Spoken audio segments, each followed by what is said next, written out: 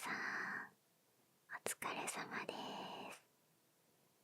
今日は皆さんと一緒に心理テストをして遊んでいこうと思います。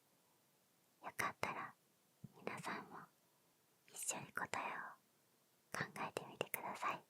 それでは早速やっていきましょう。まずは性格診断系の心理テストからやっていきますね。第1問。ある日、あなたは夢の中で誰もいない世界を歩いていました。しばらくすると目の前に小さな女の子がぬいぐるみを抱いて立っています。さて、それは何のぬいぐるみだったでしょう。次の中から選んでください。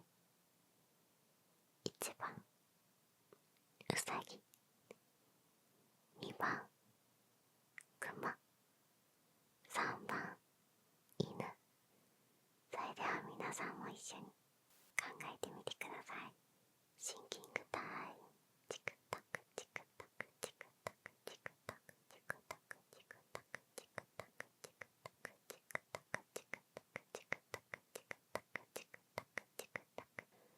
はい、皆さん答えは選びましたか？私は1番のうさぎを選びました。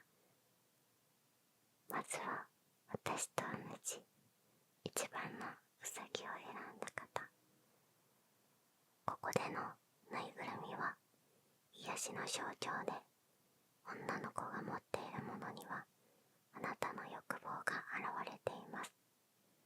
つまりこのテストではあなたがどんなタイプの癒しを求めているかがわかるのです。1番うさぎを選んだ人が求めるのは世話してあげる癒し。うさぎは弱いものや受け身の象徴で、あなたはどちらかというと世話されるより世話する方が好きみたい。姉御肌だったり親分肌だったりして、人の世話をしたり誰かのためになることをして自分が癒されるタイプですね。動物好きな人や子供好きな人が多そうです。ということです。私あまり姉御肌とか親分肌っていうのは言われたことはないですけど、動物とか子供のお餅の動画が回ってくるとつい見ちゃいます。見てると癒されるんですよね。結構当たってるかもしれません。では2番のクマを選んだ人が求めるのは守られる癒し。クマは母親などあなたを守ってくれるものの象徴で、あなたは誰かに守られている時にリラックスできるみたい。少し幼い一面が残っているようですが、逆にあなた自身も強い母性本能を持っていることでしょう。いずれあなたも誰かを守る存在になり、誰かを癒してあげることになりそうです。ということです。クマさんを選んだ方は逆に自分が守られて安心するタイプの方みたいですね。でもいずれは自分も誰かを守る存在になるということなので、なんだかとても温かい人柄が見えました。素敵ですね。3番の犬を選んだ人が求めるのは尽くされる癒し。犬は従順や献身の象徴で、あなたは誰かがあなたに従ってくれたり、誰かに尽くされている時に喜びを感じるみたい。いわゆるサービスが好きで、ホテルでのんびり過ごしたり、レストランや買い物で贅沢したりすると満足できそう。その一方で尽くしてくれた人にはお返しをする礼儀正しいところもあるので、必ずしも尽くされることを求めるばかりではないようです。ことです。ホテルでのんびりとかレストランとかお買い物も楽しいですよね。誰かにしてもらったことを自分もお返しをできる人っていうのもすごく大事ですよね。人のを忘れない犬さんも素敵な方でした。皆さん素敵な方ばかりでしたね。では2つ目の心理テストに行きます。また性格診断系から選びますね。どれにしよう。ではこれ、泣いているのはというタイトルです。はい、それでは問題読んでいきますね。ある日、あなたが街を歩いていると、道端で小さな子供が泣いています。さて、その子が泣いている理由とは何だと思いますか？次の中から選んでください。1番、怪我。2番、迷子。3番、落とし物。それでは2回目のシンキングタイム。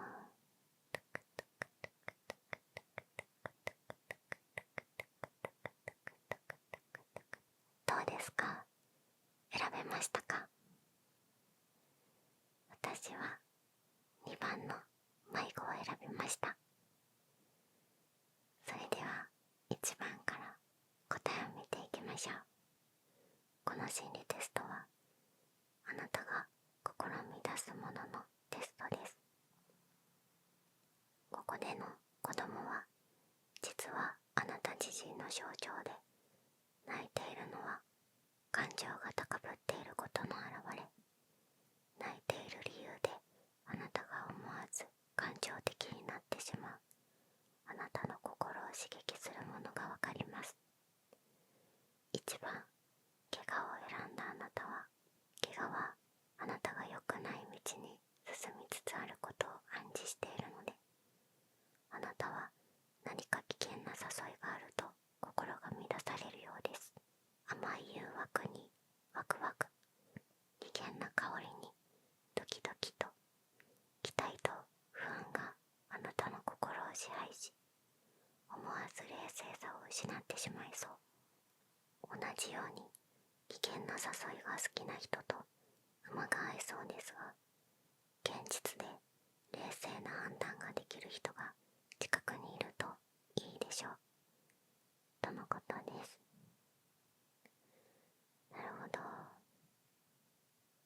確かに甘い誘惑とか危険な香りっていうのはちょっと危ないかなと思いながらも、興味をそそられる人結構いるんじゃないでしょうか。私もちょっと怖いもの見たさで気になっちゃう時もあります。だからこういう気持ちもなんとなくわかるような気がします。でもやっぱり危険な場所に行くのは心配なので、この怪我を選んだ方、どうかあまり危なすぎるとこには行かないでくださいね。私が心配なので気をつけてください。次、2番、私と同じ迷子を選んだ方。迷子を選んだ方は、誰かとはぐれるのは逆に誰かとの出会うことを象徴していて、あなたは新しい出会いに心を乱してしまうようです。ちょっと素敵な人と知り合うと、ああでもないこうでもないと勝手な想像に胸を膨らませたり、新しい環境に身を置くとちょっと浮き足立ってしまったり、そんな初々しい可愛さのあるあなたは、あまり冷静な人よりも優しく受け入れてくれたり、うまくリードしてくれる人と息が合うでしょう、ということです。そうですね、これは私はちょっと当たっているような気がします。なんだろう、人見知りっていうのもあるし、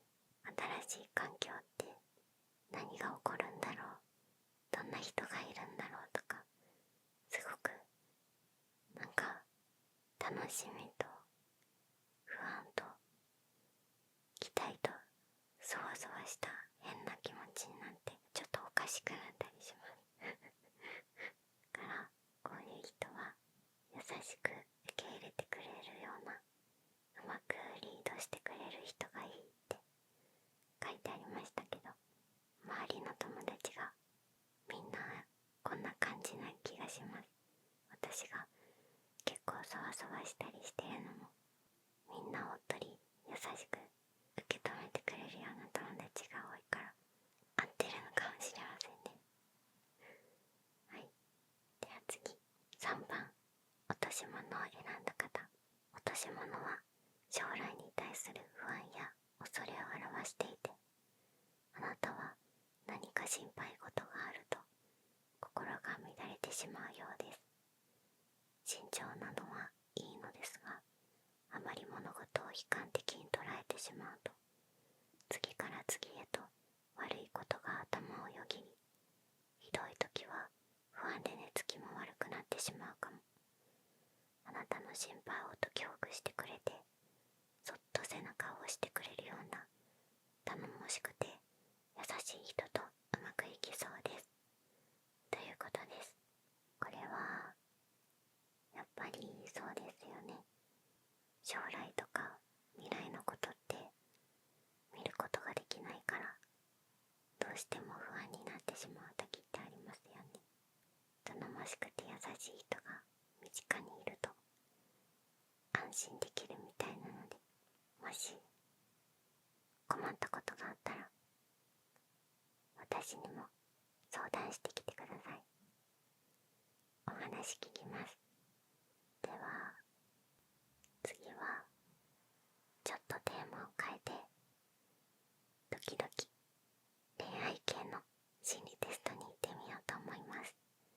それじゃあこれにします。空から見た川。ある日、あなたは大自然の残る土地へ行き、ヘリコプターで遊覧飛行をすることになりました。しばらくすると前方に川が見えてきましたが、さてそれはどんな川だったでしょう。次の中から選んでください。1、山あいの清流。2、とても大きな川。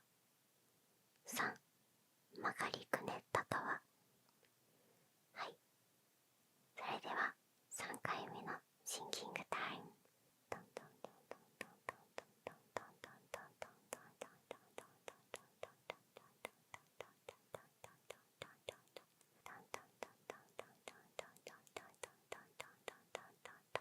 はい、それでは選びましたか。